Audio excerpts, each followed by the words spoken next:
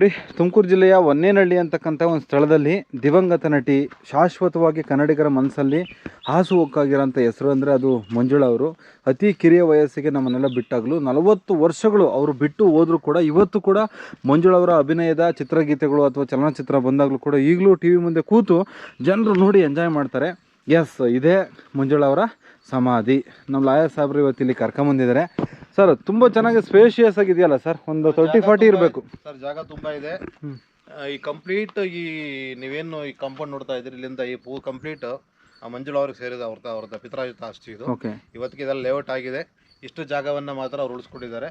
ನೋಡಿ, ಇಲ್ಲಿ ಇಂಥ ಒಬ್ಬ ಮಹಾನ್ ನಟಿ ಇಲ್ಲಿ ಮಲಗಿದ್ದಾರೆ. ಇಲ್ಲಿ ಯಾವುದೇ ರೀತಿಯಾದಂಥ ಜನ ಬಂದರೆ ನೋಡೋದಕ್ಕೆ ಯಾವುದೇ ವ್ಯವಸ್ಥೆ ಇಲ್ಲ. ಸುಮ್ಮನೆ ಒಂದು ಪ್ರೇಕ್ಷಣೀಯ ಸ್ಥಳ ಮಾಡಬೇಕು ಅಂತ ಇದುವರೆಗೆ ಯಾರೂ ಬಂದಿಲ್ಲ. ದಯವಿಟ್ಟು ನಾನು ಈ ಮೂಲಕ ಇಲ್ಲಿ ಬರುವಂಥ ಎಲ್ಲ ಯೂಟ್ಯೂಬ್ ಕೇಳ್ಕೊಳ್ಳೋದೇನೆಂದರೆ ಇನ್ನೂ ಹೆಚ್ಚಿಗೆ ಬಂದು ನೋಡಿ. ಯಾಕೆಂದರೆ ಕನ್ನಡ ಚಿತ್ರರಂಗ ಕಂಡಂಥ ಪ್ರಪ್ರಥಮ ಸೂಪರ್ ಸ್ಟಾರ್ ನಟಿ ಅಂದರೆ ಮಂಜುಳಾ ಅವರು. ಹಾಗಾಗಿ ಇವರ ಒಂದು ಕಲೆ ಏನಿದೆ ಅದು ಅಜರಾಮರವಾಗಿರಬೇಕು. ಇನ್ನೂ ಸುಮಾರು 100 ವರ್ಷಗಳು ಅವ್ರ ಹೆಸರನ್ನು ನೆನೆಸ್ಕೊಂಡು ಚಿತ್ರರಂಗ ಉಳ್ಕೋಬೇಕು.